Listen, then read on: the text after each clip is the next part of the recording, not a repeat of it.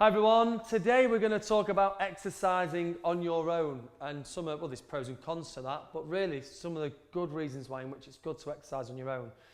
Well, first of all, many of us exercise on our own, and I know many of you Switch members, you'll be training at home alone.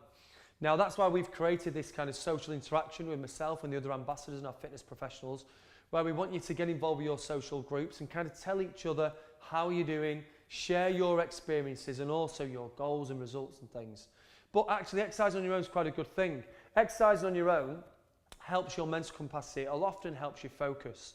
And the reason for that is because unfortunately, when we go into exercise, sometimes in big social groups, we can often turn those kind of activities in some ways into quite negative experiences. We take on board other people's problems, we lose focus on the exercise itself, and that for our fitness goals can sometimes have a detrimental effect. The other thing that exercising on your own is good for is that it's your time for yourself. It's your time away from the kids, away from your partner, away from work colleagues, away sometimes from people. You know, particularly if we're often spending much of our time, and I'm not saying I want you to become hermits and not be around people. It's not that. It's all about balance. We spend so much of our time listening to things, projecting our own information to people, constantly interacting with communication, which is brilliant, and I'm all about social activity and I'm all about social integration and stuff. That's what we want, and social exercise, we're all about that. But you know what? Sometimes it's good to just be on your own. Just have that time to yourself. Just have that time, like we said, when you're not having to worry about work, you're not having to worry about family, you're not having to worry about the kids or anyone else's happiness, just your own.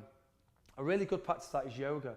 Yoga essentially is self-practice. It's about what you get out of it. It's not worried about anyone else. It's not worried about anyone else's experiences. It's about you. It's about making yourself happy, giving yourself that bit of time where you go, you know what? I am important. My happiness and my lifestyle is important. In fact, it's paramount. That doesn't mean it's selfish. Only when you become a healthier, happier, confident person can you help anyone else. So if you're not giving yourself any time, and any time on your own, a little bit of a 5 or 10 minute exercise class, maybe one of our 4 minutes of fitness, maybe one of our yoga plans, but give yourself that time and make yourself very well aware that this is for you. This exercise is for you. It's not for anyone else. It's because you enjoy it, because you want to do this exercise, because you want to take it yourself somewhere. And you know what? In that sense, exercise on your own is really, really, really important. But as always, it's not just the whole aspects. It's not the kind of one thing that I want you to look at. We want you to socially interact. I want you to exercise with friends. I want you to exercise with the kids.